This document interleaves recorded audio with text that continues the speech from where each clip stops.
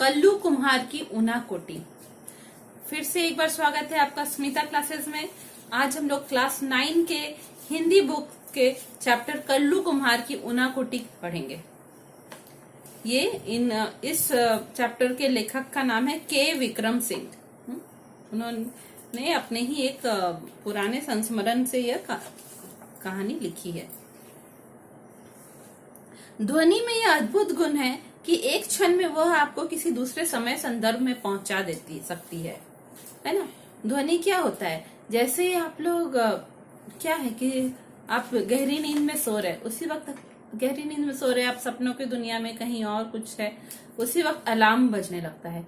अचानक से आपकी नींद टूटती है और आप तुरंत ध्यान आता है, अरे मुझे ऑफिस जाना है, मुझे तो आज ये फाइल तैयारी करना था, कल तो बॉस ने मुझे ये कहा था। क्या हुआ, आप तुरंत दूसरे समय के हालात में पहुंच जाते हैं। कहाँ आप नींद में वादियों में घूम रहे होंगे और तुरंत दूसरे हालात में पहुंच जाते हैं। लेखक कहते हैं कि वो बहुत सारे लोग होते हैं जो सुबह 4 बजे उठते हैं, उठ के फिर मॉर्निंग वॉक जाते हैं। हाँ, जैसे कि अगर दिल्ली में रहने वाले लोग हो, सुबह 4 बजे उठेंगे, 5 बजे तक अपने नित्य कर्म खत्म करके और चले जाएंगे लोधी गार्डन। हाँ, लोधी गार्डन बहुत बड़ा एरिया है दिल्ली में, जहाँ पे लोग मॉर्निंग वॉक करते हैं। लोधी गार्डन में क्या है, सिकंदर लोधी और कई लोगों के मकबरे बने हुए हैं, है ना। उनके डेड बॉडी को वहां पे दबा के रखा गया है, मकबरे बने हुए हैं, जमीन के नीचे दबा के रखा गया है।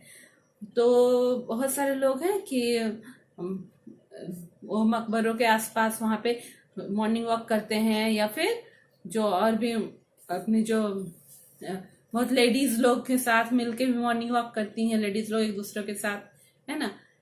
यहाँ पे ये क्या बोल रहे हैं, लेखक कह रहे हैं कि वो उन लोगों में से नहीं है जो सुबह 4 बजे उठते हैं, 5 बजे तक तैयार होते हैं और फिर लंबी सैर के लिए मकबरों और मेम साहबों की सोहबत में लोधी गार्डन पहुंच जाते हैं। यहाँ पे मकबरों और मेम साहबों क्यों बोल रहा है, मकबरों से वो मतलब कह रहे हैं कि पहले चूंकि लोधी गार्डन में मकबरे बने हुए थे इसीलिए, और मेम साहब इसलिए कह रहे हैं क्योंकि जब ब्रिटिश लोग के टाइम में ब्रिटिश लोग हमारे देश में रूल कर रहे थे, तो वो लोग की जो मैडम लोग होती थी, वाइफ्स होती थी ब्रिटिशर्स की, वो लोग भी वहां पे मॉर्निंग वॉक करने के लिए जाती थी। इसीलिए ये दो को वो कलेक्टिवली बोल रहे हैं कि मकबरों और मेम साहबों की सोहबत में लंबी सैर पर निकल जाते हैं लोग।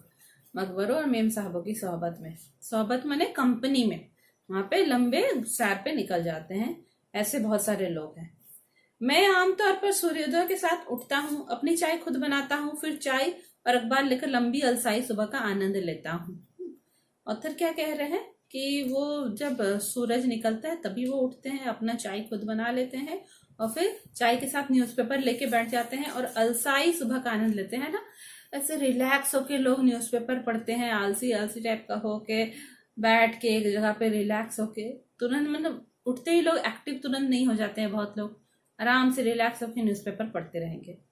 अक्सर अखबार की खबरों पर मेरा कोई ध्यान नहीं रहता, यह तो सिर्फ दिमाग की कटी पतंग की तरह यूं ही हवा में तैरने देने का एक बहाना है। लेखक क्या कहते हैं कि अखबार में क्या लिखा है उसको वो इतना इंपॉर्टेंस नहीं देते, ना ही वो इतने ध्यान से पढ़ते हैं कि अखबार में क्या लिखा है। यह तो सिर्फ दिमाग को कटी पतंग की तरह यूं ही हवा में तैरने देने का एक बहाना है। जिस तरह पतंग अगर कट जाती है, जब पतंग उड़ा रहे हैं और वह कट जाएगी तो क्या होता है, पतंग ऐसे बहती बहती बहती बहती हवा से बहती बहती लास्ट में क्या होती है, नीचे गिर जाती है कटी पतंग। तो उसी तरह से ये कहते हैं कि ये जब अखबार लेके बैठते हैं चाय लेके, तो ये अपने माइंड को रिलैक्स होने के लिए देते हैं कि माइंड रिलैक्स होके अखबार का 1-2 हेडलाइन में इधर उधर घूमे, हाँ, किसी दूसरे जगह बारे में सोचे, हेडलाइन से एक पढ़ के उस विषय में सोचे, फिर दूसरे तरफ सोचे, मतलब अपने माइंड को ये पूरा रिलैक्स छोड़ देते हैं। हाँ, और इतना अखबार की खबरों पे ध्यान नहीं देते, बस ऐसे थोड़ा रीड करते हैं, फिर कुछ सोचने लगते हैं, पूरा माइंड को रिलैक्स करते हैं।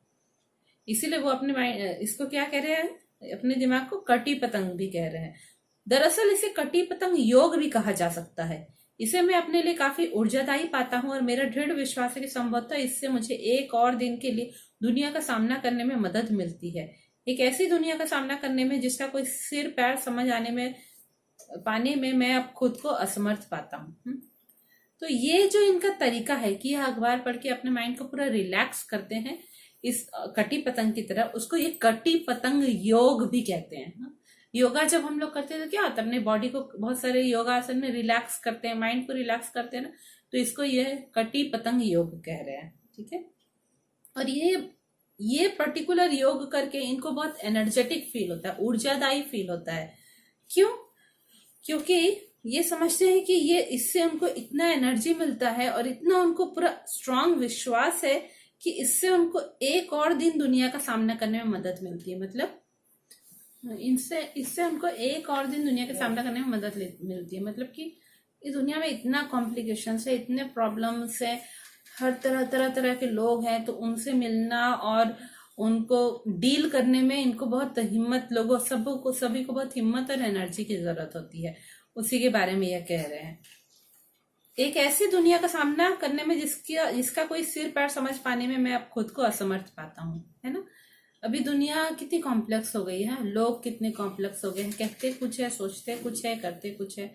हाँ, ये पर्टिकुलर घटना क्यों हुई वो समझ में नहीं आता है, लगता है इस कारण से हुई, पर होता कारण कुछ और है। इसलिए लेखक ये कह रहे हैं कि ये दुनिया का सिर पैर, मैंने स्टार्टिंग और एंडिंग समझ पाने में असमर्थ अब अपने आप को लेखक पा रहे हैं। लोगों को डील करने में, लोगों को समझने में अब इनको थोड़ा प्रॉब्लम हो रहा है। लोग इतने कॉम्प्लेक्स होते जा रहे हैं, घटनाएं कॉम्प्लेक्स होती जा रही हैं, इसी बात को उन्होंने कहा है। ये हमने फर्स्ट पैराग्राफ पढ़ लिया, अभी सेकंड पैराग्राफ पढ़ते हैं। पहले लेखक ने क्या कहा है वो पढ़ लेते हैं, फिर उससे मैं समझाऊंगी। अभी हाल ही में मेरी शांतिपूर्ण दिनचर्या में एक दिन खलल पड़ गया। मैं जगा एक ऐसी कानफोड़ू आवाज से जो तोप दगने और बम फटने जैसी थी। गोया जॉर्ज डब्ल्यू बुश और सद्दाम हुसैन की मेहरबानी से तीसरे विश्व युद्ध की शुरुआत हो चुकी हो। खुदा का शुक्र है ऐसी कोई बात नहीं थी। दरअसल यह तो महज स्वर्ग में चल रहे देवताओं का कोई खेल था, जिसकी झलक बिजलियों की चमक और बादलों की गरज के रूप में देखने को मिल रही थी। लेखक क्या कह रहे हैं? ये हर रोज ऐसे सुबह उठ के चाय पीते थे, अखबार पढ़ते थे। ये बहुत उनका पीसफुल लाइफस्टाइल था, शांतिपूर्ण दिनचर्या था। एक दिन इसमें खलल पड़ गया, माने इंटरफेरेंस आ गया। कैसे? ये सुबह जैसे उनको उठे, इनको एक कानफोड़ू आवाज से इनकी नींद टूटी। कानफोड़ू आवाज माने ऐसी आवाज जो कान को पूरा चुभे। हाँ, ऐसी बहुत तेज जोर की आवाज से इनकी नींद टूटी। हाँ, वो कान आवाज इनको कैसी लगी? जैसे तोप दग रहे हो, जैसे कि तोप चलाया जा रहा हो और जिसमें तोप से बड़े बड़े बम्स फेंके जा रहे हो, बम फटने की जैसे आवाज थी। ये क्या सोचे? उस वक्त यह था ना कि अमेरिका के प्रेसिडेंट थे, जॉर्ज बुश थे। हाँ, उधर ईरान की तरफ क्या हो रहा था, इराक ईरान की तरफ, उधर सद्दाम हुसैन जो डिक्टेटर थे, वो उनसे अमेरिका का युद्ध हो रहा था। हाँ, अमेरिका युद्ध कर रहे थे, वो डिक्टेटरशिप को खत्म करना चाह रहा था अमेरिका। तो उसके कारण जो है अक्सर दोनों कंट्रीज के बीच बम गिरा रहे थे, दोनों कंट्रीज एक दूसरे के बीच। हाँ, तो ऐसा हमेशा चांसेस लग रहा था कि कभी थर्ड वर्ल्ड वॉर शुरू हो जाए, हो सकता है। तो ये वही बोल रहे हैं कि लग रहा है कि जॉर्ज बुश और सद्दाम हुसैन की मेहरबानी से तीसरे विश्व युद्ध की शुरुआत हो चुकी हो। इनको लगा कि कहीं ये दोनों जो हैं, ये डिक्टेटर तानाशाह और ये जो प्रेसिडेंट है, ये दोनों इतना तो नहीं लड़ पड़े कि थर्ड वर्ल्ड वॉर शुरू हो गया है, इसीलिए इस तरह की आवाजें सुनाई दे रही हैं। पर ऐसा कोई बात नहीं था। खुदा का शुक्र है कि ऐसी कोई बात नहीं थी, भगवान का शुक्र है कि ऐसा कोई बात नहीं था। वो क्या बोलते हैं? यह तो स्वर्ग में महज चल रहे देवताओं का कोई खेल था, जिसकी झलक बिजलियों की चमक और बादलों की गरज के रूप में देखने को मिल रही थी। हाँ, एक्चुअली क्या हो रहा था? बादल गरज रहे थे, बिजलियां चमक रही थी। हाँ, जैसे कि बारिश होने वाली है। तो उनको ये लेखक क्या कह रहे हैं कि देवता स्वर्ग में खेल रहे थे, एक दूसरे से युद्ध का खेल खेल रहे थे। इसीलिए इस तरह का हम लोग को वो कैसे पता चलेगा देवता स्वर्ग में खेल रहे हैं? तो बिजलियों की चमक और बादलों की गरज से पता चल रहा है। ठीक है, आगे पढ़ते हैं। मैंने खिड़की के बाहर झांका। आकाश बादलों से भरा था, जो सेनापतियों द्वारा त्याग दिए गए सैनिकों की तरह आतंक में एक दूसरे से टकरा रहे थे। विक्षिप्तों की तरह आकाश को भेद देने वाली तड़ित के अलावा जाड़े की अल सुबह का ठंडा बुरा आकाश भी था, जो प्रकृति के तांडव को एक पृष्ठभूमि मुहैया करा रहा था। इस तांडव के गर्जन तर्जन ने मुझे 3 साल पहले त्रिपुरा में ऊनाकोटी की एक शाम में पहुंचा दिया। लेखक नींद से उठ गए बादलों के गरजने से, और जब खिड़की के बाहर जाके तो उन्होंने देखा कि पूरे आकाश में काले काले बादल भरे हुए थे। हाँ, और एक दूसरे बहुत गर्जन कर रहे थे। हाँ, गरज रहे थे बादल। तो बादल जो गरज रहे थे उनको लेखक कैसे कह रहे हैं कि अगर जो सेनापति अपने सैनिकों को त्याग कर दे, हाँ, सैनिकों की ओर ध्यान नहीं दे, सैनिकों का त्याग कर दे, तो सैनिक डर से एक दूसरे से टकरा के लड़ने लगते हैं ना, आतंक से। वैसे ही लग रहा था कि सैनिक सेनापतियों द्वारा त्याग किए गए सैनिकों की तरह आतंक में एक दूसरे से टकरा रहे थे। वो कह रहे हैं कि बादलपुरा वो सैनिक थे जिनको सेनापति ने त्याग कर दिया, और वो बादल डर के मारे या आतंक में डरे हुए भयभीत होकर एक दूसरे से टकरा रहे थे। विक्षिप्तों की तरह आकाश को भेद भेद देने वाली तड़ित, हाँ, वो बोल रहे हैं कि जैसे जो लोग पागल हैं या फिर युद्ध में जिनके अंग कट गए हैं, तो वो उनको बहुत ही कष्ट होता है, तो वो चिल्ला चिल्ला के रुदन करते हैं, रोते हैं, तो उनका रुदन पूरा बहुत दूर तक सुनाई देता है, आकाश को भी भेद देता है, इतने जोर से वो लोग रोते हैं। हाँ, तो ये वही बोल रहे हैं कि लग रहा है विक्षिप्त और पागल लोग, विक्षिप्त माने जो पागल लोग या जिनके अंग वंग कट गए हैं, वो लोगों का जो चिल्लाने का रोने का आवाज है उसी तरह लग रहा था जैसे कि बादल गरज रहे हैं, जो आकाश और जो बिजली चमक रही है, तो वो लग रहा था आकाश को भेद दे रही है, आकाश में होल कर दे रही है। ठीक है, और वो जाड़े का दिन था, जाड़े की अल सुबह माने बिल्कुल बहुत ही सुबह का समय था, बिल्कुल सुबह का समय था। ठंडा भूरा आकाश था, जाड़े के दिन में बहुत ठंड लगती है सुबह सुबह ना, और भूरा आकाश था, पूरा ब्राउन कलर का आकाश था। बोल रहे हैं जो प्रकृति के तांडव को एक पृष्ठभूमि मुहैया कर रहा था। ये क्या हो रहा है, ये प्रकृति अपने आप कर रही है ना, बादल का गरजना, बिजली का चमकना। तो इस जैसे शिव जो है वो जब नृत्य करते, तांडव नृत्य करते हैं, तो पूरे पृथ्वी हिलने लगेगा। हाँ, उसी टाइप से ये कह रहे हैं कि ये लग रहा था कि ये जो प्रकृति, ये नेचर जो तांडव कर रही, नेचर जो इस तरह का डांस कर रही है, एक दूसरे से बादल गरज रहे हैं, तो उसका एक ये जो काल भूरा आकाश है वो उसके लिए एक बैकग्राउंड बन रहा है, ये तांडव के लिए एक पृष्ठभूमि बन रहा है, उसका ये बैकग्राउंड बन रहा है जिसके सामने ये तांडव हो रहा है। तो उसी को ये कह रहा है। तो जब ये तांडव उन्होंने देखा तो इससे उनको कहाँ का याद आ गया, ऊनाकोटी का याद आ गया, ऊनाकोटी के एक शाम का। ऊनाकोटी कहाँ है, त्रिपुरा में। तो त्रिपुरा में एक शाम के समय की बात इनको याद आ गई यह तांडव देखकर। अब लेखक अपनी पुरानी बात को, संस्मरण को बता रहे हैं। ठीक है, लेखक क्या करते थे, टीवी शोज जो बनता था, टीवी श्रृंखला माने सीरियल जो बनता था, उसमें वो काम करते थे। हाँ, उसमें शायद वो बोलते होंगे या कहीं का शूट के बारे में बोलते होंगे, कहीं के एरिया के बारे में, तो वो वहां पे काम करते थे। तो वो 1999 के दिसंबर में 3 खंडों वाली एक टीवी श्रृंखला बन रही थी। हाँ, उस टीवी श्रृंखला का क्या नाम था, ऑन द रोड था। उसी सिलसिले में वही टीवी श्रृंखला, वही टीवी सीरियल को बनाने के सिलसिले में ये लोग कहाँ गए थे, त्रिपुरा की राजधानी अगरतला गए थे। हाँ, तो आगे पढ़ते हैं लेखक क्या बोल रहे हैं। दिसंबर 1999 में ऑन द रोड शीर्षक से 3 खंडों वाली एक टीवी श्रृंखला बनाने के सिलसिले से मैं त्रिपुरा की राजधानी अगरतला गया था। इसके पीछे बुनियादी विचार त्रिपुरा की समुची लंबाई में आर पार जाने वाले राष्ट्रीय राजमार्ग 44 से यात्रा करने और त्रिपुरा की विकास संबंधी गतिविधियों के बारे में जानकारी देना था।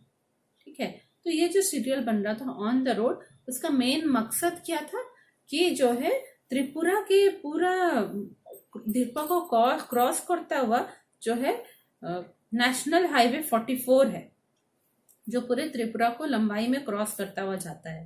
हाँ, तो ये ऑन द रोड क्या था कि उसी रोड पे नेशनल हाईवे 44 में ये लोग यात्रा करते करते जाएंगे, और जब यात्रा करते करते जाएंगे तो आसपास के एरिया को शूट करते करते ये बताएंगे कि त्रिपुरा में डेवलपमेंट रिलेटेड एक्टिविटीज कितना हुआ है, उसके बारे में इंफॉर्मेशन ये लोग को देना था। हाँ? तो इस सीरियल का फंडामेंटल बुनियादी विचार मतलब फंडामेंटल थॉट क्या था कि त्रिपुरा के नेशनल हाईवे 44 के थ्रू त्रिपुरा को पूरा यात्रा करना है और त्रिपुरा में डेवलपमेंट रिलेटेड एक्टिविटीज के बारे में बताना है, विकास संबंधी गतिविधियों के बारे में इंफॉर्मेशन देना है।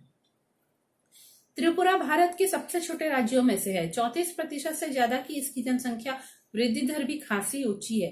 3 तरफ से यह बांग्लादेश से घिरा हुआ है और शेष भारत के साथ इसका दुर्गम जुड़ाव उत्तर पूर्वी सीमा से सटे मिजोरम और असम के द्वारा बनता है। सोनामुरा, बेलोनिया, सबरूम और कैलाश शहर जैसे त्रिपुरा के ज्यादातर महत्वपूर्ण शहर बांग्लादेश के साथ इसकी सीमा के करीब है। यहाँ तक कि अगरतला भी सीमा चौकी से महज 2 किलोमीटर पर है। बांग्लादेश से लोगों की अवैध आवक यहाँ जबरदस्त है और इससे यहाँ सामाजिक स्वीकृति भी हासिल है। यहाँ की असाधारण जनसंख्या वृद्धि का मुख्य कारण यही है। असम और पश्चिम बंगाल से भी लोगों का प्रवास यहाँ होता है। कुल मिलाकर बाहरी लोगों की भारी आवक ने जनसंख्या संतुलन को स्थानीय आदिवासियों के खिलाफ ला खड़ा किया है। यह त्रिपुरा में आदिवासी असंतोष की मुख्य वजह है। इंडिया में जो सबसे छोटे छोटे स्टेट्स है उनमें से एक है त्रिपुरा। बहुत ही छोटा स्टेट है, पर यहाँ पर जो पॉपुलेशन इंक्रीज का जो रेट है, जनसंख्या वृद्धि दर, पॉपुलेशन इंक्रीज रेट जो है वहां पे वो कितना है, 34%, माने 34% से ज्यादा है। पॉपुलेशन इंक्रीज रेट जो है वो 34% से ज्यादा है। अब बोल रहा है कि त्रिपुरा जो है वो 3 साइड से एक और कंट्री बांग्लादेश से जुड़ा हुआ है। बांग्लादेश उसके 3 साइड्स में है, घेरा हुआ है उसको, और उसका जो 4th साइड है, वो जो बाकी का साइड बचा वो जुड़ा हुआ है किससे, मिजोरम और आसाम से। वो कौन सा एरिया है, उत्तर पूर्वी, नॉर्थ ईस्टर्न। त्रिपुरा तो नॉर्थ ईस्टर्न स्टेट ही है ना। तो north eastern side of India से ये जब जुड़ा है तो किस स्टेट से जुड़ रहा है, मिजोरम और आसाम से जुड़ा हुआ है।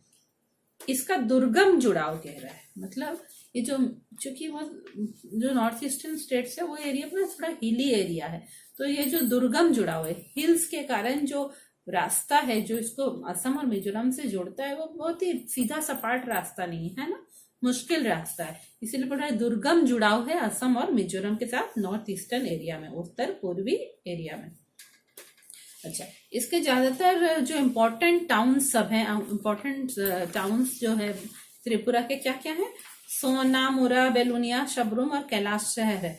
तो वो सब भी कौन कौन से जो इम्पोर्टेंट टाउन्स है वो भी बांग्लादेश से बहुत नजदीक है। त्रिपुरा 3 तरफ से बांग्लादेश से घिरा हुआ है, तो वो बांग्लादेश से बहुत नजदीक है इसके सारे इम्पोर्टेंट टाउन।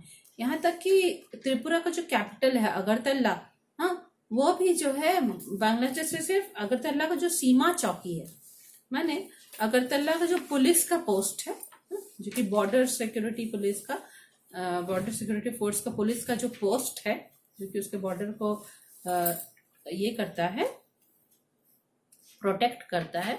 तो अगरतला का जो बॉर्डर सिक्योरिटी फोर्स का जो पुलिस का पोस्ट है वो भी बांग्लादेश से कितना है, 2 किलोमीटर की ही दूरी पर है अगरतला। तो क्या है कि चूंकि बांग्लादेश से इतना नजदीक है तो बांग्लादेश से ना इलीगली, अवैध आवक, इलीगली लोग बहुत आ जाते हैं।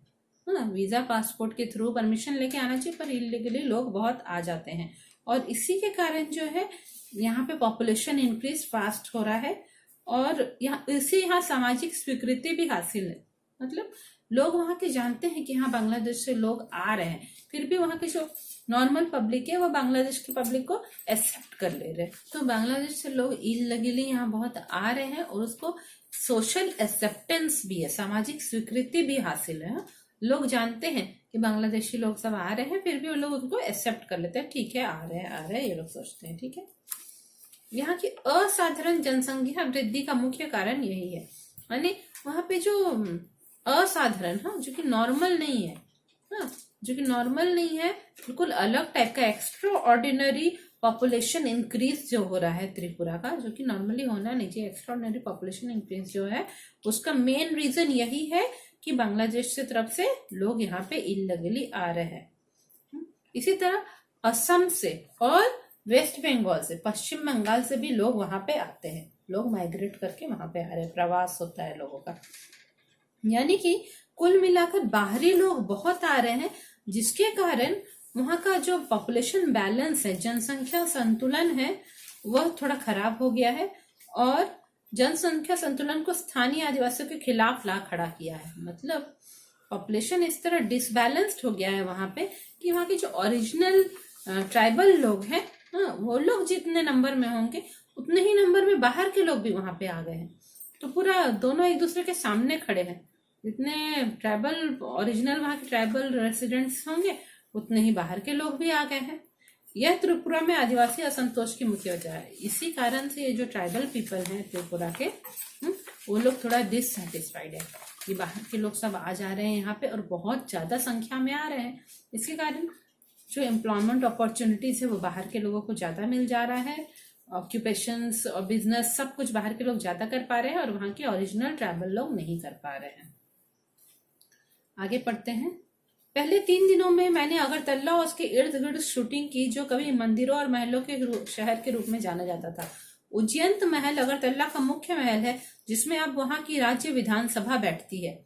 राजाओं से आम जनता को हुए सत्ता हस्तांतरण को यह महल अब नाटकीय रूप में प्रतीकित करता है। इसे भारत के सबसे सफल शासक वंशों में से एक, लगातार 183 क्रमिक राजाओं वाले त्रिपुरा के मानकीय वंश का दुखद अंत ही कहेंगे। तो फर्स्ट 3 डेज जो है लेखक क्या किए हैं, वो अगरतला और उसके आसपास के एरियाज में शूटिंग किए हैं। तो अगरतला और उसके आसपास के एरियाज को मंदिरों और महलों के शहर के रूप में जाना जाता था। ठीक है, वहां पर टेम्पल्स था, पैलेसेस था बहुत। ठीक है, वहां का जो मेन महल है, मेन पैलेस जो है वो क्या है, उज्जैंत महल है। तो उज्जैंत महल में अब तो राजा का रूल नहीं रहा, इसीलिए वहां के जो राज्य विधानसभा है, वहां के जो लेजिस्लेटिव असेंबली है वो वहां पे बैठती है। यानी वहां का जो स्टेट गवर्नमेंट है उसने अपना वहां पे ऑफिस किया हुआ है, उसका असेंबली वहां पे बैठता है। तो इससे क्या हुआ, यानी कि राजा के पास पहले सत्ता थी, राजा के पास वो पावर था उस स्टेट का, उस एरिया का। उस पावर को उन्होंने क्या किया है, ट्रांसफर किया है आम जनता को, है ना। राजा के पास जो पावर था उसको उन्होंने आम जनता को ट्रांसफर कर दिया, सत्ता हस्तांतरण हो गया है। आम जनता को ट्रांसफर किया है मतलब आम जनता के थ्रू ही मिला ना। पॉलिटिशियंस लोग आम जनता ही ना इलेक्ट करके पॉलिटिशियंस को भेजती है और पॉलिटिशियंस अपना गवर्नमेंट वहां पे बनाते हैं। तो एक तरह से ये आम जनता को ही उन्होंने पावर ट्रांसफर किया, राजा ने पावर ट्रांसफर किया है आम जनता को, और आम जनता ने वहां पे अपने रिप्रेजेंटेटिव्स को ऑफिस बनाने को दिया है। ठीक है, तो ये महल जो है उससे लोग यह समझते हैं कि एक तरह से ड्रामेटिक रूप में ये सिंबलाइज करता है, ड्रामेटिक रूप में सिंबलाइज करता है कि कैसे महल अब चूंकि लेजिस्लेटिव असेंबली का ऑफिस बन गया है, तो कैसे पावर ट्रांसफर हुआ है, राजा से लेके वहां के आम जनता या गवर्नमेंट को पावर ट्रांसफर हुआ है। ठीक है, वहां पे क्या है, बोल रहे हैं कि त्रिपुरा में माणिक्य वंश था। माणिक्य डायनेस्टी था और वो एक बहुत ही सक्सेसफुल डायनेस्टी था। उसमें 183 क्रमिक राजा थे माणिक्य डायनेस्टी में। मतलब जैसे राजा, फिर राजा का बेटा राजा बना, फिर उसका बेटा राजा बना, ऐसे कर करके 183 सीरियल वाइज राजा वहां पे बने हैं उस माणिक्य डायनेस्टी में। और जब माणिक्य डायनेस्टी डिक्लाइन कर गया, उसका दुखद अंत हो गया, जब अब राजा का पावर खत्म हो गया, तब राजा ने क्या किया, अपना महल दे दिया विधानसभा की असेंबली बनाने के लिए। वहां पे विधानसभा के ऑफिस बनाने के लिए वहां पे राजा ने अपना महल ट्रांसफर कर दिया वहां के गवर्नमेंट को। इसलिए बोल रहा है कि इसे भारत के सबसे सफल शासक वंशों में सबसे सक्सेसफुल रूलर डायनेस्टीज में से माणिक्य डायनेस्टी का दुखद अंत कहेंगे, जिसमें 183 सीरियल वाइज राजा बने थे। ठीक है, आगे पढ़ते हैं। त्रिपुरा में लगातार बाहरी लोगों के आने से कुछ समस्याएं तो पैदा हुई हैं, लेकिन इसके चलते यह राज्य बहुधार्मिक समाज का उदाहरण भी बना हुआ है।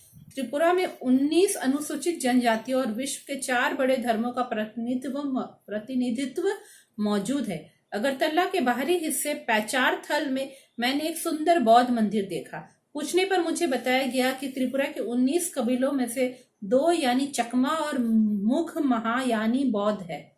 ये कबीले त्रिपुरा में बर्मा या म्यांमार से चटगांव के रास्ते से आए थे। दरअसल इस मंदिर की मुख्य बुद्ध प्रतिमा भी 1930 के दशक में रंगून से लाई गई थी। ठीक है, बोल रहा है कि बाहर से जो बहुत सारे लोग त्रिपुरा में आ गए हैं, उसके कारण प्रॉब्लम्स तो हुआ ही है। वहाँ के जो ओरिजिनल ट्राइबल पीपल हैं उन लोग डिससेटिस्फाइड भी हैं, लेकिन ये जो लोग इतने आए हैं उसके कारण यह राज्य बहुधार्मिक समाज का उदाहरण बना हुआ है। बहुधार्मिक माने मल्टी रिलीजियस, हाँ, मल्टी रिलीजियस सोसाइटी का एग्जाम्पल है ये। माने बहुत सारे रिलीजन फॉलो करने वाले यहाँ पे लोग हैं और वैसा ही एक सोसाइटी है, मल्टी रिलीजियस सोसाइटी का ये एक एग्जाम्पल है। बोल रहा है कि त्रिपुरा में 19 शेड्यूल्ड ट्राइब्स है। 19 शेड्यूल्ड ट्राइब्स है त्रिपुरा में, 19। और पूरे वर्ल्ड का जो 4 बड़ा बड़ा रिलीजन्स है, वो चारों बड़े रिलीजन के रिप्रेजेंटेटिव्स भी वहां पे मौजूद है। माने चारों बड़े रिलीजन को फॉलो करने वाले लोग भी वहां पे है और 19 शेड्यूल्ड ट्राइब्स है वहां पे। अगरतला के बाहरी हिस्से में उन्होंने क्या देखा, अगरतला का बाहरी हिस्सा का नाम क्या है, पैचार थल है। वहां पे एक बहुत ही सुंदर बुद्ध मंदिर इन्होंने देखा, यानी कि बुद्धिस्ट फॉलोअर्स भी वहां पे हैं। जब उन्होंने पूछा तो पता चला कि जो 19 शेड्यूल्ड ट्राइब्स है त्रिपुरा का, उसमें से 2 ट्राइब जो है चकमा और मुग महायानी, वो लोग बुद्ध रिलीजन को ही फॉलो करते हैं। ठीक है, और ये जो ट्राइब है ये कहाँ से आया था, ये बर्मा और म्यांमार से आया था। हाँ, बाहर के कंट्रीज से आया था। चटगांव के रास्ते, उधर एक एरिया है चटगांव, उस रास्ता से हो के ये लोग त्रिपुरा आया था। ये 2 ट्राइब्स चकमा और मुग महायानी के लोग आए थे और ये लोग बुद्धिस्ट रिलीजन को फॉलो करते हैं। ये जो मंदिर है पचार थल में, सुंदर बुद्ध मंदिर है, उसमें एक बुद्ध का स्टैचू भी है जो कि 1930 के टाइम में जो है उसको रंगून, जो एक जगह है फॉरेन में वहां पे बर्मा के पास, तो रंगून से उस बुद्ध के स्टैचू को लाके इस मंदिर में स्थापित किया गया था। ठीक है, तो अगरतला उसके आसपास के इलाके में तो लेखक घूम लिए। अब उसके बाद ये लोग दूसरे एरिया में निकले। आगे पढ़ते हैं। अगरतला में शूटिंग के बाद हमने राष्ट्रीय राजमार्ग 44 पकड़ा और टिलियामुरा कस्बे में पहुंचे, जो दरअसल कुछ ज्यादा बड़ा हो गया गांव ही है।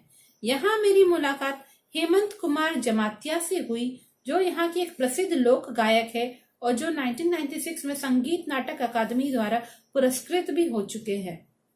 हेमंत काक बारोक बोली में गाते हैं, जो त्रिपुरा की कबीलाई बोलियों में से है।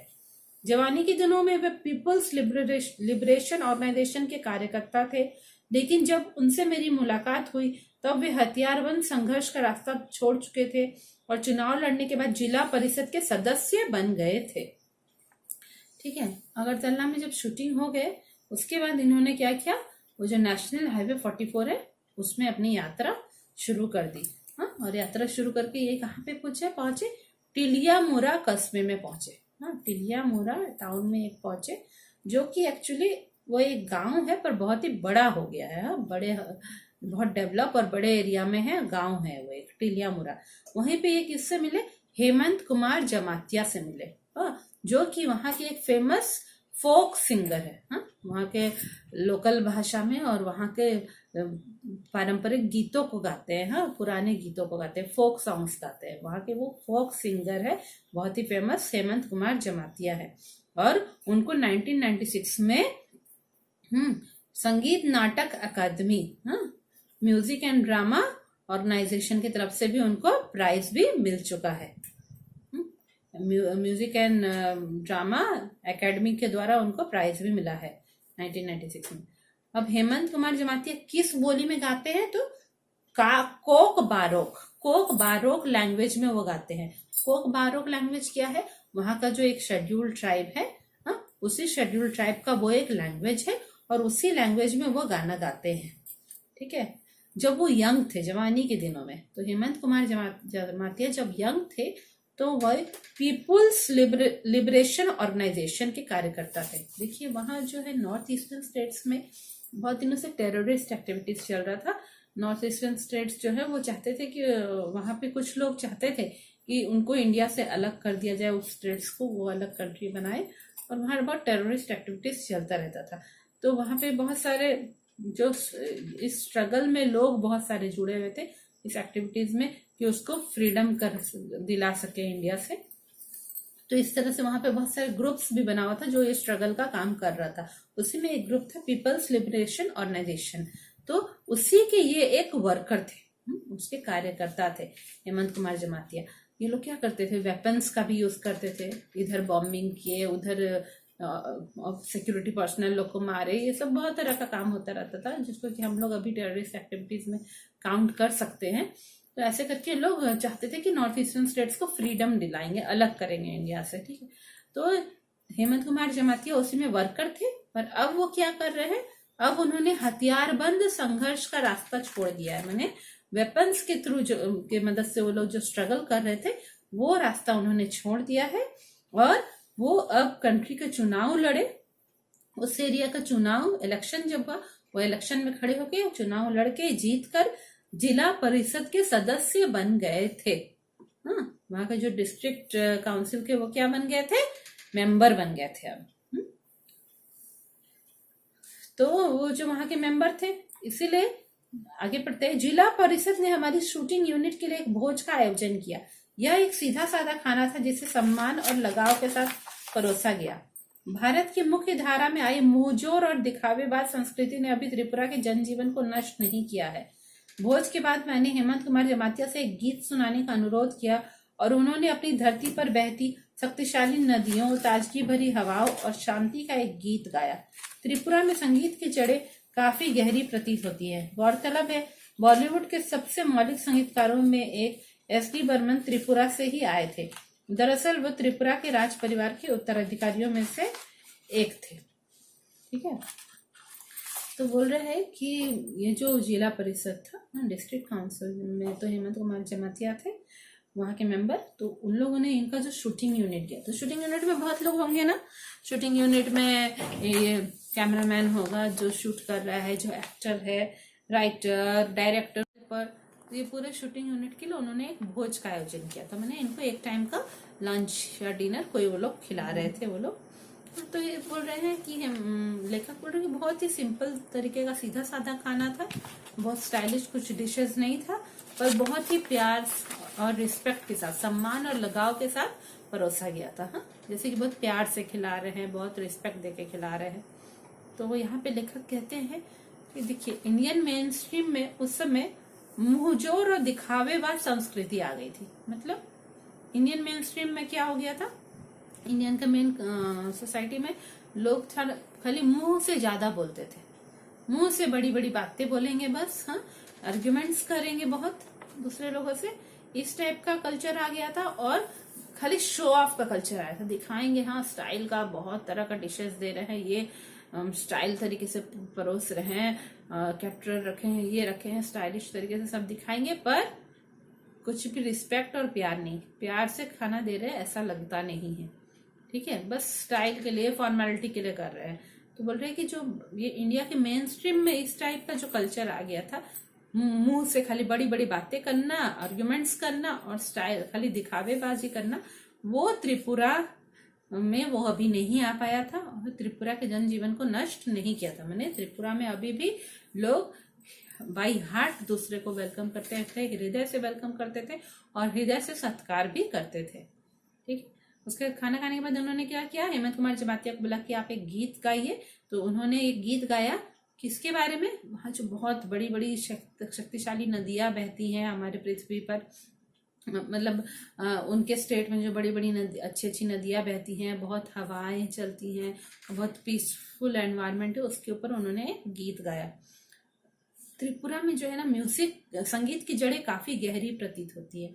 मतलब वहाँ ना म्यूजिक, वहाँ का पूरा लोगों के हृदय में बसा हुआ है, वहाँ के लोग म्यूजिक को बहुत इम्पोर्टेंस देते हैं। इसीलिए बोलता है कि इंडियन सिनेमा में, बॉलीवुड में जो है, उनमें से जो बहुत एकदम स्ट्रॉन्ग म्यूजिशियंस जो थे, उनमें से एक थे एस.डी. बर्मन, वो भी त्रिपुरा से ही आए हुए थे। एक बहुत बड़े म्यूजिशियन थे एस.डी. बर्मन, वो त्रिपुरा से आए हुए थे।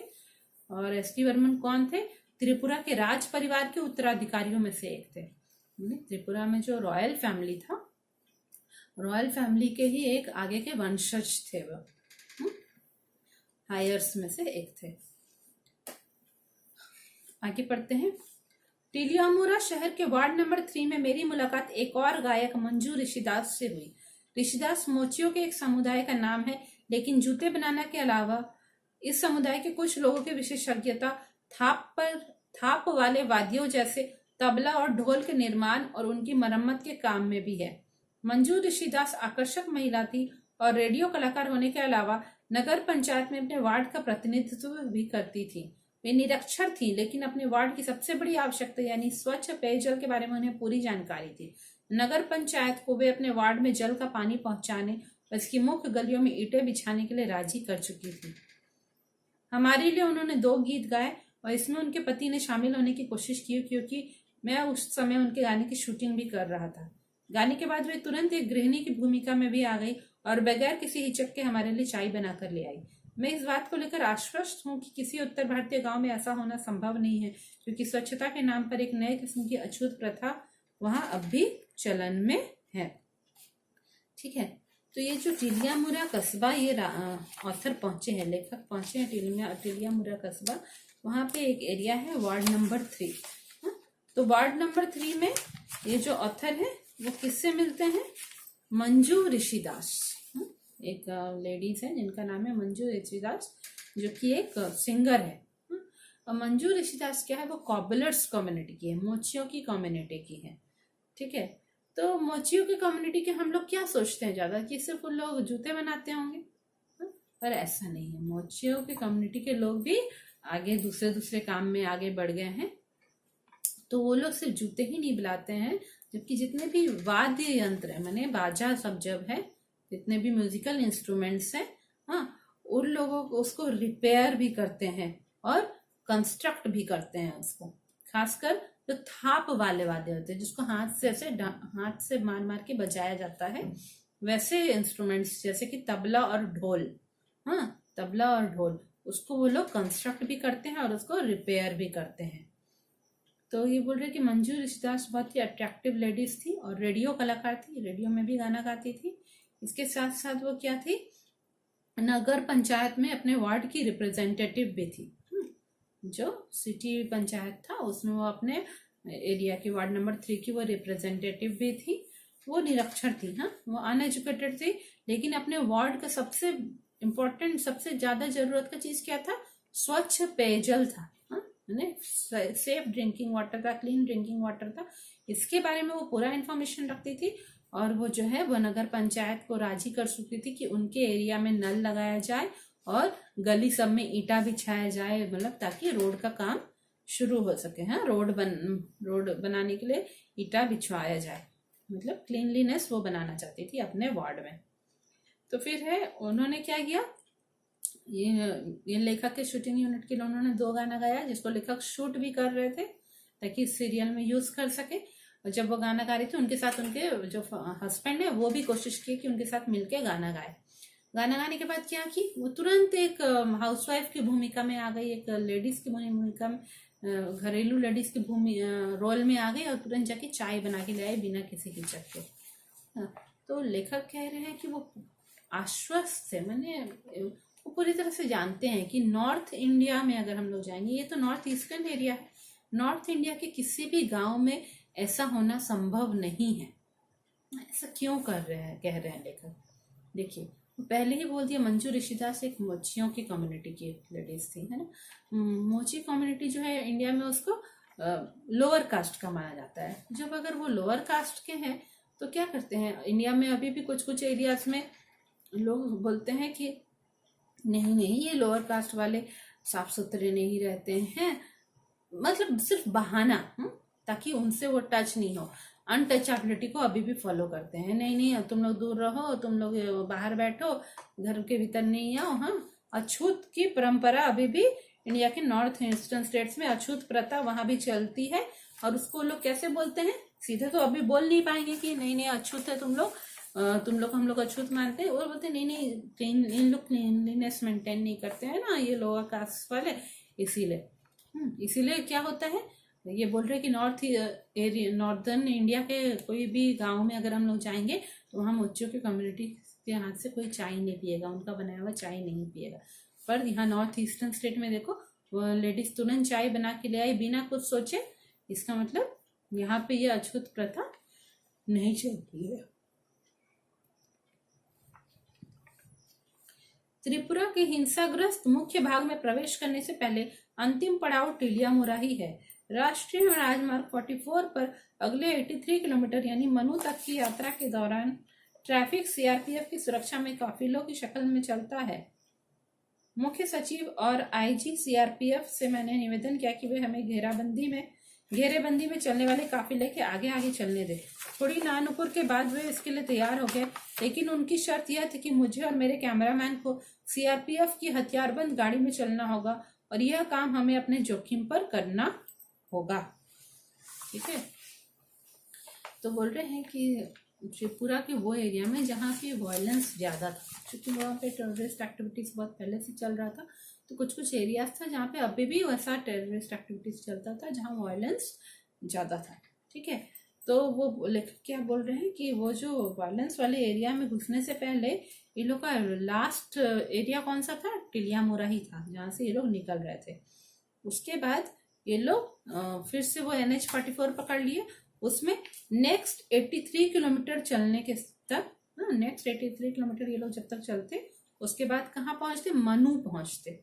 ठीक है, तो उस दौरान जो है ट्रैफिक सीआरपीएफ की सुरक्षा में, माने सेंट्रल रिजर्व पुलिस फोर्स जो है उसका जो ट्रैफिक का यूनिट है, जो कि उस रोड पे चलने वाले लोगों के ट्रैफिक को सुरक्षा प्रदान करते हैं, उस रोड में जो लोग जाते हैं उनको वो लोग सुरक्षा प्रदान करते हैं, सीआरपीएफ। तो उसमें क्या होता है कि जो भी ट्रैफिक जा रहा है, जो भी गाड़ी वगैरह जा रहा है, उसके आगे पीछे सीआरपीएफ की गाड़ियां चलती है ताकि उनको प्रोटेक्शन दे के वो एरिया को पार कराया जाए।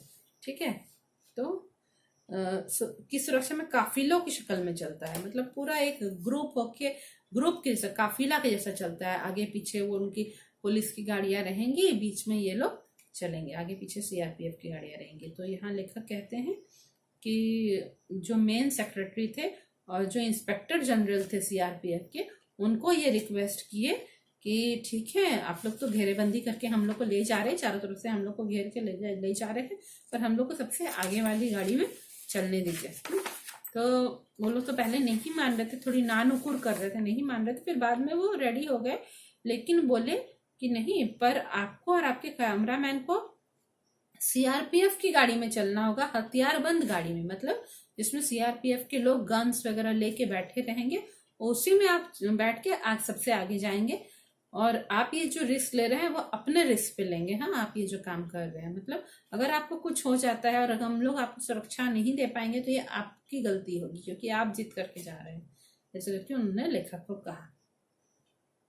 काफिला दिन में 11 बजे के आसपास चलना शुरू हुआ। मैं अपनी शूटिंग के काम में ही इतना व्यस्त था कि उस समय तक डर के लिए कोई गुंजाइश ही नहीं थी। जब तक मुझे सुरक्षा प्रदान कर रहे सीआरपीएफ कर्मी ने साथ की निचली पहाड़ियों पर इरादतन रखे 2 पत्थरों की तरफ मेरा ध्यान आकृष्ट नहीं किया। 2 दिन पहले हमारा एक जवान यही विद्रोहियों द्वारा मार डाला गया था, उसने कहा। मेरे रीढ़ में एक झुरझुरी सी दौड़ गई। मनु तक की अपनी शेष यात्रा में मैं यह ख्याल अपने दिल से निकाल ही नहीं पाया कि हमें घेरे हुए सुंदर और अन्यथा शांतिपूर्ण प्रतीत होने वाले जंगलों में से किसी जगह बंदूक के लिए विद्रोही भी छिपे हो सकते हैं। ठीक है, तो वो क्या बोल रहा है कि दिन का 11 o'clock से उन लोग का ये काफिला चलना शुरू हुआ, मतलब सीआरपीएफ के घेरे में ये लोग चलना शुरू हुए। ये बोले कि ये इतने शूटिंग के काम में इतने व्यस्त है कि ये सोच ही नहीं पाए कि डर का भी कोई गुंजाइश है, मैंने कोई डर का भी बात है, ये लेखक को पता नहीं चला। पर जब इनको जो है सीआरपीएफ के जो जवान इनको सुरक्षा दे रहे थे, प्रोटेक्शन दे रहे थे, वो लोग दिखाए कि देखो नीचे की पहाड़ी में 2 पत्थर रखा गया, जानबूझ के वो 2 पत्थर रखा गया है। क्यों? क्योंकि उसी जगह पे जो है इनके एक फ्रेंड को, इनके एक जवान को, जो विद्रोही लोग थे, माने जो वायलेंस कर रहे थे, जो अपोज कर रहे थे गवर्नमेंट को, वो लोग वहां पे उसको मार दिए थे। ये सुन के तब जाके लेखक के मन में डर आया। मेरे रीढ़ में एक झुरझुरी सी दौड़ गई, मैंने बोल रहे मेरा स्पाइनल कॉर्ड पूरा जैसे एक थोड़ा कांप सा गया, स्पाइनल कॉर्ड का एरिया, ये बोल रहे मेरा बैकबोन में पूरा लगा कि मैं ऊपर से नीचे तक कांप गया, ये थोड़ा डर गया। उसके बाद मनु तक की यात्रा जब की है, हर समय इनके मन में ये डर बैठा रहा कि देखो हम लोग इतने सुंदर और इतना पीसफुल दिखने वाले जंगल से पार हो रहे हैं, जो कि हम लोग को घेरा हुआ है सब तरफ से, हम लोग उस जंगल के एरिया से पार हो रहे हैं। क्या इस जंगल में कहीं भी ये विद्रोही लोग बंदूक लेके छिपे होंगे हम लोग को ऊपर अटैक करने के लिए? यह बात सोचते सोचते लेखक डर रहे थे। त्रिपुरा की प्रमुख नदियों में से एक मनु नदी के किनारे स्थित मनु एक छोटा कस्बा है। जिस वक्त हम मनु नदी के पार जाने वाले पुल पर पहुंचे, सूर्य मनु के जल में अपना सोना उड़ेल रहा था। वहां मैंने एक और काफिला देखा। एक साथ बंधे हजारों बांसों का एक काफिला किसी विशाल ड्रैगन जैसा दिख रहा था और नदी पर बहा चला आ रहा था। डूबते सूरज की सुनहरी रोशनी उसे सुलगा रही थी और हमारे काफिलों को सुरक्षा दे रहे सीआरपीएफ की एक समूची कंपनी के उलट इसकी सुरक्षा का काम सिर्फ 4 व्यक्ति संभाले हुए थे। लेखक क्या कहते हैं कि त्रिपुरा में तो बहुत सारे नदियां हैं, तो उनमें से एक मेन रिवर क्या है? मनु रिवर है।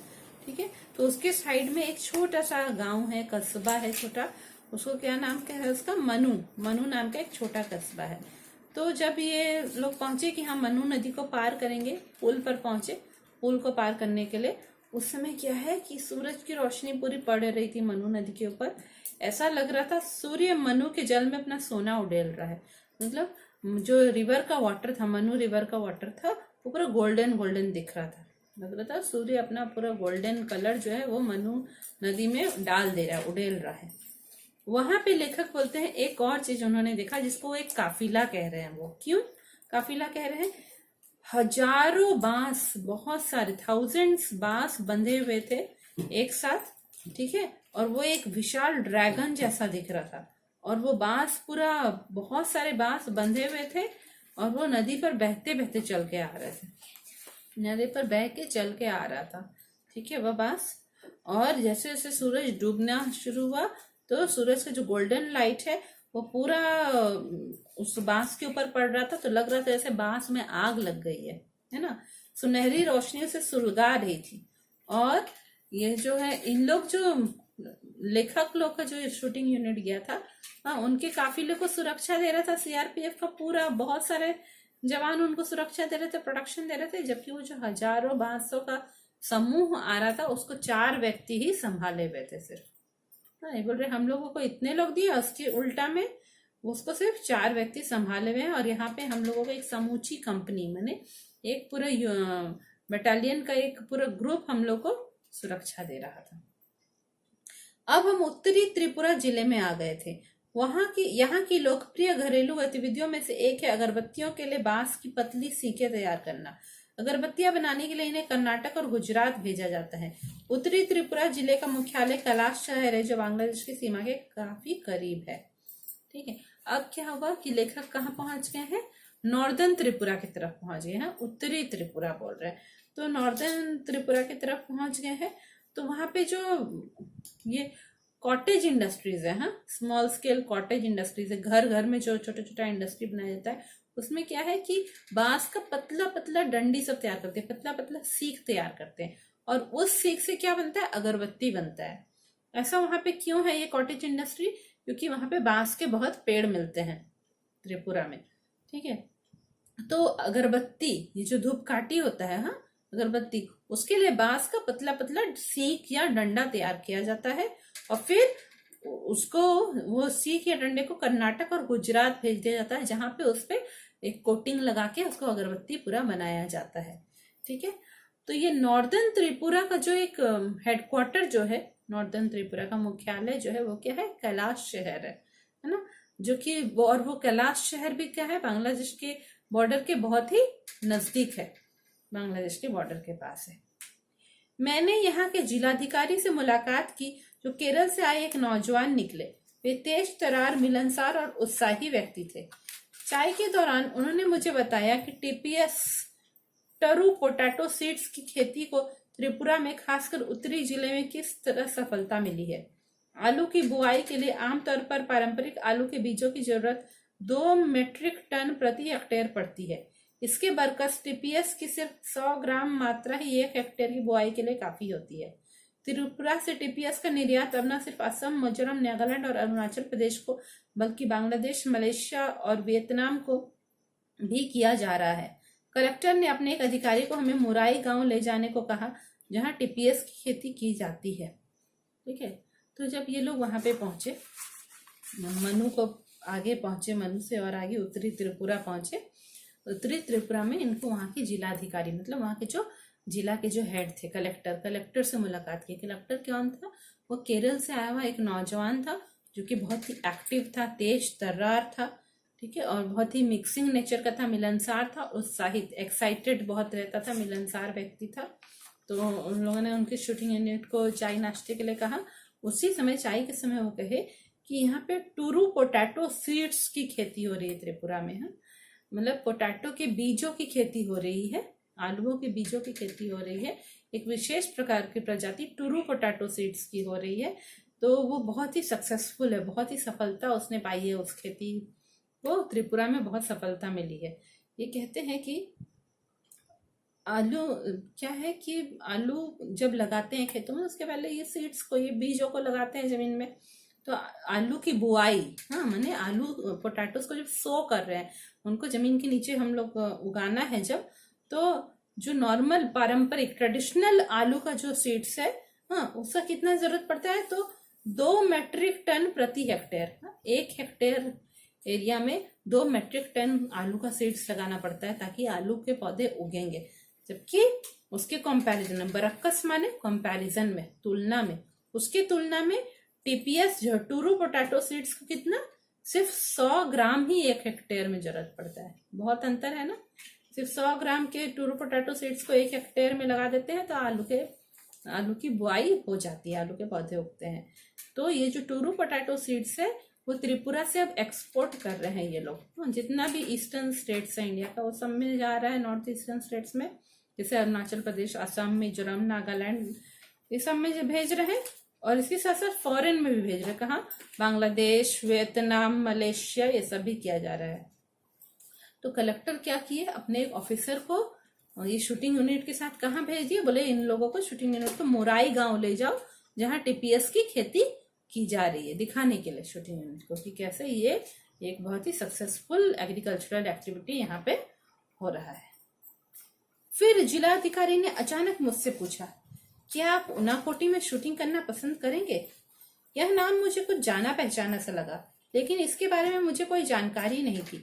जिलाधिकारी ने आगे बताया कि यह भारत का सबसे बड़ा नहीं तो सबसे बड़े शैव तीर्थों में से एक है। संसार के इस हिस्से में जहाँ युगों से स्थानीय आदिवासी धर्म ही फलते फूलते रहे हैं, एक शैव तीर्थ। जिलाधिकारी कह रहे, मेरी उत्सुकता स्पष्ट थी। यह जगह जंगल में काफी भीतर है, हालांकि यहाँ से इसकी दूरी सिर्फ 9 किलोमीटर है। अब तक मेरे ऊपर इस जगह का रंग चढ़ चुका था। टेलियामुरा से मनु तक की यात्रा करने के बाद मैं खुद को ज्यादा साहसी भी महसूस करने लगा था। मैंने कहा कि मैं निश्चय ही वहां जाना चाहूंगा, यदि संभव हुआ तो इस जगह की शूटिंग करना भी मुझे अच्छा लगेगा। तो जिलाधिकारी से जो है बातचीत की उन्होंने, उत्तरी त्रिपुरा के जिला पास के एरिया के जिलाधिकारी से बातचीत की, टूरू पोटैटो सीड्स के बारे में जाना लेकर अपने। फिर जिलाधिकारी ने कहा कि क्या आप उनाकोटी जाना पसंद करेंगे, उनाकोटी में जाके शूट करेंगे? लेखक सोच रहे हैं कि उनाकोटी का नाम तो जाना पहचाना लग रहा है, पर उसके बारे में खास ये जानते नहीं है कुछ। फिर उसके बाद जिलाधिकारी बोल रहे हैं कि ये भारत के सबसे बड़े नहीं तो सबसे बड़ा नहीं तो सबसे बड़े शैव तीर्थों में से एक है। मतलब जहाँ पे शिव भगवान की मूर्तियां होंगी बहुत, जहाँ पे लोग शिव भगवान के तीर्थ यात्रा पे अगर निकले होंगे तो शैव तीर्थों में से सबसे बड़ा तीर्थ स्थान है ये। शिव भगवान की पूजा के लिए सबसे बड़ा तीर्थ स्थान उनाकोटी ही कहलाएगा। बाकी सारे तीर्थ स्थानों में सबसे बड़ा नहीं कहला सकता है। ठीक है, फिर बोले कि ये एरिया है वर्ल्ड का जहाँ पे बहुत वर्षों से वहाँ के जो रेसिडेंट ओरिजिनल आदिवासी लोग जो हैं, ट्राइबल पीपल जो हैं, वही फल फूल रहे हैं। और ट्रेडिशनल ट्राइबल रिलीजन्स ही बहुत वहाँ डेवलप कर रहे हैं, आगे बढ़ रहे हैं। पर फिर भी वहाँ पे एक शैव तीर्थ है, मतलब एक हिंदू रिलीजन के तीर्थ स्थान है उस जगह पे, जहाँ पे कि ट्राइबल रिलीजियस कम्युनिटीज डेवलप कर रहे हैं। फिर ये सोच रहे हैं हम, तो जिलाधिकारी समझ गए, कलेक्टर समझ गए कि लेखक को बहुत ही क्यूरियोसिटी हो रहा है, उत्सुकता हो रही है। फिर वो बोले कि वो जंगल के बहुत अंदर जाके उनाकोटी है ऑल्दो डिस्टेंस बहुत कम है, 9 किलोमीटर ही डिस्टेंस है। तो लेखक क्या बोले, अब तक उनके ऊपर रंग चढ़ चुका था इस जगह का, मतलब अब तक वो पूरा इनको इतना क्यों मन करने लगा कि नहीं मुझे उनाकोटी देखना ही देखना है। ठीक है, लेखक बोल रहे हैं। और जब वो टिडियामुरा से मनु का रास्ता, जो कि काफी डेंजरस था, ये लोग सीआरपीएफ के घेरे में होके आए थे, काफिले में होके, जब ये मनु तक का यात्रा कर लिए, लेखक इस डेंजरस रास्ता को उन्होंने कवर कर लिया, तो अब उनको जो है बहुत ही करेजियस भी फील हो रहा था, उनको बहुत साहस फील हो रहा था कि नहीं हम इसके आगे भी, इससे भी डेंजर वाला रास्ता भी हम कवर कर सकते हैं। ठीक है, तो ये लेखक ने कलेक्टर को कहा हम जरूर ही वहां पे जाएंगे और वहां अगर हो पाएगा तो हम वहां पे शूट भी करेंगे। आगे पढ़ते हैं। अगले दिन जिलाधिकारी ने सारे सुरक्षा इंतजाम किए और यहाँ तक कि उनाकोटी में ही हमें लंच कराने का प्रस्ताव भी रखा। वहां हम सुबह 9 बजे के आसपास पहुंच गए, लेकिन 1 घंटे हमें इंतजार करना पड़ा क्योंकि खास ऊंचे पहाड़ों से घिरी होने के चलते इस जगह सूरज की रोशनी 10 बजे ही पहुंच पाती है। उनाकोटी का मतलब है 1 कोटि, यानी 1 करोड़ से 1 कम। दंत कथा के अनुसार उनाकोटी में शिव की 1 कोटि से 1 कम मूर्तियां हैं। विद्वानों का मानना है कि यह जगह 10 वर्ग किलोमीटर से कुछ ज्यादा इलाके में फैली है और पाल शासन के दौरान 9वीं से 12वीं सदी तक के 300 वर्षों में यहाँ चहल पहल रहा करती थी। तो नेक्स्ट जो है कलेक्टर ने सारे सिक्योरिटी इंतजाम कर दिए, इनकी सुरक्षा के सारे इंतजाम कर गए क्योंकि वो हिंसाग्रस्त एरिया सब में से था। और ये बोले कि आप लोग चलिए उनाकोटी, वहीं पे हम आपको लंच भी करा देंगे आपके शूटिंग यूनिट को। तो ये लोग वहां पे सुबह 9 बजे के करीब पहुंच गए उनाकोटी, पर इन लोगों को क्या हुआ, 1 घंटे इंतजार करना पड़ा क्योंकि वो पूरे जंगल के भीतर का एरिया था और वो बहुत ही घना जंगल था, तो वहां सूरज की रोशनी जो है नीचे तक 10 बजे के बाद ही पहुंच पाती थी, इसलिए इन लोग को अंधेरा कम होने के लिए इंतजार करना पड़ा 1 घंटे तक। अब है लेखक कह रहे हैं कि उनाकोटी का मतलब क्या होता है। उनाकोटी का मतलब होता है 1 करोड़ से 1 कम। दंत कथा के अनुसार, माने पुरानी जो कथाएं वहां पे चली आ रही थी, पुरानी स्टोरीज चली आ रही थी, उस स्टोरी के हिसाब से क्या था कि उनाकोटी में शिव भगवान की 1 करोड़ से 1 कम मूर्तियां हैं। मतलब कितनी सारी मूर्तियां हैं, उसमें 1 करोड़ में से सिर्फ 1 ही कम है, इतनी मूर्तियां हैं। हाँ, विद्वान जो है, जो वहाँ के रिसर्च किए हुए लोग हैं, हाँ, जो लोगों ने रिसर्च किया है, वो बोलते हैं कि ये जो उनाकोटी का एरिया है वो 10 स्क्वायर किलोमीटर से कुछ ज्यादा ही इलाके में फैला हुआ है। और पाल शासन, जो पाल डायनेस्टी जब रूल करता था 9th से 12th सेंचुरी के बीच में, जो पाल डायनेस्टी वहां पे रूल करता था, हाँ, उस समय यहाँ पे 300 ईयर्स तक यहाँ पे चहल पहल होती थी। पाल शासन के दौरान 9वीं से 12वीं सदी तक के 300 वर्षों में यहाँ चहल पहल रहता थी। जब पाल डायनेस्टी 300 वर्ष वहां रूल कर रहा था 9th से 12th सेंचुरी तक, उस समय जो है वहां बहुत चहल पहल रहती थी, भीड़ भाड़ रहती थी वहां उनाकोटी में। ठीक है, पहाड़ों को अंदर से काटकर यहाँ विशाल आधार मूर्तियां बनी हैं।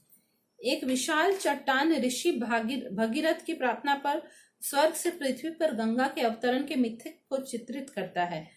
गंगा अवतरण के धक्के से कहीं पृथ्वी धंसकर पाताल लोक में न चली जाए, लिहाजा शिव को इसके लिए तैयार किया गया कि वे गंगा को अपनी जटाओं में उलझा ले और इसके बाद इसे धीरे धीरे पृथ्वी पर बहने दे। शिव का चेहरा एक समूची चट्टान पर बना हुआ है और इनकी जटाएं 2 पहाड़ों की चोटियों पर फैली हुई है। भारत में शिव की यह सबसे बड़ी आधार मूर्ति है। पूरे साल बहने वाला एक जल प्रपात पहाड़ों से उतरता है, जिसे गंगा जितना ही पवित्र माना जाता है। यह पूरा इलाका ही शब्दश देवियों देवताओं की मूर्तियों से भरा पड़ा है। बोल रहा है कि वहां पे जो है बहुत सारे पहाड़ हैं उस एरिया में, उनाकोटी में, तो पहाड़ों को ही अंदर अंदर से काट काट कर बड़ी बड़ी मूर्तियां बनाई हुई है। हाँ, आधार मूर्तियां बनाई हुई है शिव की, बहुत सारी मूर्तियां बनाई हुई है। एक मूर्ति में क्या है, हम लोग सब जानते हैं कि ऋषि भगीरथ ने तपस्या की थी ताकि गंगा नदी स्वर्ग से उतरकर पृथ्वी पे आ जाए। तो एक पुरानी कथा जो है वह क्या कहती है कि जब गंगा नदी पूरे वेग से, बहुत स्पीड से स्वर्ग से उतर के धरती पे आ रही थी, तो इतने स्पीड से आ रही थी कि कहीं धरती पूरे धस धस कर पाताल में ना चली जाए। इसीलिए क्या किया गया, शिव भगवान को मनाया गया कि उनकी अपनी जटाओं में, उनके बालों में वो गंगा नदी को उलझा ले और गंगा धीरे धीरे होके पृथ्वी पर बहे। तो इस कथा को दिखाने के लिए एक पूरे चट्टान पे शिव भगवान का चेहरा बना हुआ है और साइड के जो दो पहाड़ है उनमें उनकी जटाएं बनी हुई हैं जिसमें गंगा नदी फंस फंस के बह रही है। हाँ, तो इस पूरे स्वर्ग से पृथ्वी पर गंगा के अवतरण के मिथक को, हाँ, यानी स्वर्ग से जो पृथ्वी पर गंगा आ रही हैं उस मिथक को, माने उस पौराणिक कथा को दिखाने के लिए इस तरह की मूर्ति वहां पे बनाई गई है जो कि इस कथा को बताती है। शिव जी का जो ये मूर्ति बना हुआ है। फिर लेखक कह रहे हैं कि पूरे भारत में शिव की यह सबसे बड़ी आधार मूर्ति है, जबकि और कहीं इतना बड़ा आधार मूर्ति शिव का नहीं मिलता है। फिर वहां पे एक झरना भी है, जल प्रपात भी है जो पहाड़ से नीचे उतरता रहता है, जिसमें पूरे साल पानी बहता रहता है और उस झरने को भी लोग गंगा जितना ही पवित्र मानते हैं। और पूरा इलाका, जैसे कि हम मुंह से शब्द के अनुसार कह रहे हैं कि पूरा इलाका देवियों देवताओं की मूर्तियों से भरा पड़ा है। अगर हम मुंह से कह रहे हैं कि पूरा इलाका भरा पड़ा, मतलब सचमुच में कह रहे हैं कि शब्दश का मतलब है कि पूरा इलाका सचमुच में ही देवी देवताओं की मूर्तियों से भरा पड़ा है। आगे पढ़ते हैं। इन आधार मूर्तियों के निर्माता अभी चिन्हित नहीं किए जा सके हैं। स्थानीय आदिवासियों का मानना है कि इन मूर्तियों का निर्माता कल्लू कुम्हार था। वह पार्वती का भक्त था और शिव पार्वती के साथ उनके निवास कैलाश पर्वत पर जाना चाहता था। पार्वती के जोर देने पर शिव कल्लू को कैलाश ले चलने को तैयार हो गए, लेकिन इसके लिए शर्त यह रखी कि उसे एक रात में शिव की 1 कोटि मूर्तियां बनानी होंगी। कल्लू अपने धुन के पक्के व्यक्ति की तरह इस काम में जुट गया, लेकिन जब भोर हुई तो मूर्तियां 1 कोटि से कम निकली। कल्लू नाम की इस मुसीबत से पीछे छुड़ाने पर अड़े शिव ने इसी बात का बहाना बनाते हुए कल्लू कुम्हार को अपनी मूर्तियों के साथ ऊनाकोटी में ही छोड़ दिया और चलते बने। ठीक है, तो ये जो शिव जी की आधार मूर्तियां वहां पे बनी हुई है, उनके निर्माता अभी चिन्हित नहीं किए जा सके। मतलब उन मूर्तियों को किसने निर्माण किया, किसने कंस्ट्रक्ट किया, उसको अभी तक पहचान नहीं कर पाए हैं। पर वहाँ के जो ट्राइबल लोग हैं वो लोग एक कल्लू कुम्हार की कहानी सुनाते हैं और वो कहते हैं कि ये सारी मूर्तियां उस कल्लू कुम्हार ने ही बनाई है। कहानी में क्या है, कल्लू कुमार को बताया गया है वो पार्वती जी का भक्त था और शिव और पार्वती के साथ कैलाश पर्वत जाना चाहता था, पर शिव उसको नहीं ले जाना चाहते थे। इसलिए बोले कि ठीक है, अगर तुम एक रात में 1 करोड़ मूर्तियां बना दो, मेरी 1 करोड़ मूर्तियां बना दो तो मैं तुमको ले जाऊंगा। कल्लू कुमार भी पूरा अपना धुन का पक्का व्यक्ति था, बहुत ही डिटरमाइंड पर्सन था। उसने बनानी शुरू कर दी, पर जब सुबह हुई तो बस एक ही मूर्ति कम थी 1 करोड़ से। बस शिव को तो मौका मिल गया। उन्होंने कहा, शिव जी ने कहा, देखो मूर्ति तो कम है, अब तुम नहीं जा सकोगे। और इसी बहाने उन्होंने कल्लू कुमार से पीछा छुड़ाकर वे और पार्वती कैलाश चले गए, कैलाश पर्वत चले गए और कल्लू कुम्हार वहीं रह गया। तो इसीलिए वहां के आदिवासी इसी कहानी को सुनाते हैं और कहते हैं कि कल्लू कुम्हार ने ही इन सारी मूर्तियों को बनाया है। इस जगह की शूटिंग पूरी करते शाम के 4 बज गए। सूर्य के ऊंचे पहाड़ों के पीछे जाते ही ऊनाकोटी में अचानक भयावना अंधकार छा गया। मिनटों में जाने कहां से बादल भी घिर आए। जब तक हम अपने उपकरण समेटे, बादलों की सेना गर्जन के साथ कहर बर पाने लगी। शिव का तांडव शुरू हो गया था, जो कुछ वैसा ही था जैसा मैंने 3 साल बाद जाड़ी की एक सुबह दिल्ली में देखा और जिसने मुझे एक बार फिर ऊनाकोटी पहुंचा दिया था। लेखक क्या कह रहे हैं कि ये लोग शूटिंग किए उस एरिया का, तो शूटिंग खत्म होते होते शाम का 4 बज गया और उसके बाद क्या हुआ कि तुरंत अंधेरा छाने लगा, है ना। सूरज जैसे ही डूब गया वहां पे बहुत ही अंधकार होने लगा, चूंकि वो पूरा पहाड़ था और घने जंगल थे। भयानक अंधेरा छा गया, भयावना अंधकार छा गया, मतलब बहुत ही जो डरा दे ऐसा अंधकार छा गया। और अचानक ही क्या हुआ, बादल भी घिर आए, काले काले बादल घिर आए। जब तक ये लोग अपने शूटिंग के जितने के इक्विपमेंट्स थे, उपकरण, वो सब ये लोग जल्दी जल्दी समेटने लगे कि कहीं बारिश में भीग नहीं जाए, तब तक बादलों की सेना गर्जन तर्जन के साथ कहर बर पाने लगी। जितने बादल थे उनमें लाइटनिंग होने लगा, बिजली चमकने लगी, गरजने लगे बादल सब।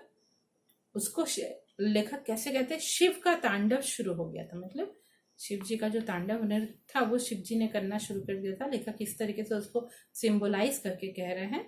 और अब लेखक वापस अपने प्रेजेंट सिचुएशन में आ गए। ये तो वो याद करके उनाकोटी की यात्रा कह रहे थे, वो फिर से आ गए हैं दिल्ली की एक सुबह में, जाड़े की एक सुबह में, जब वैसे ही गर्जना हो रही है, वैसे ही बारिश होने वाली है, और तब उनको बोल रहे हैं ये बिल्कुल वैसा ही है जैसा उस समय उनाकोटी में हो रहा था। तो ये पूरा लेसन कंप्लीट हो गया है। ये लेसन मैंने बहुत डिटेल में आपको बहुत अच्छे से समझा दिया है। मुझे आशा है कि आपको लेसन अच्छी तरह से समझ में भी आया होगा। आप अपने फ्रेंड्स लोग के साथ मेरे इस वीडियो को शेयर करिए, ताकि आपके फ्रेंड्स लोग को भी फायदा हो इस लेसन का। और जल्दी ही नेक्स्ट लेसन भी हिंदी का मैं वीडियो करूंगी और आप लोग उसका बेनिफिट उठा पाएंगे। Thank you.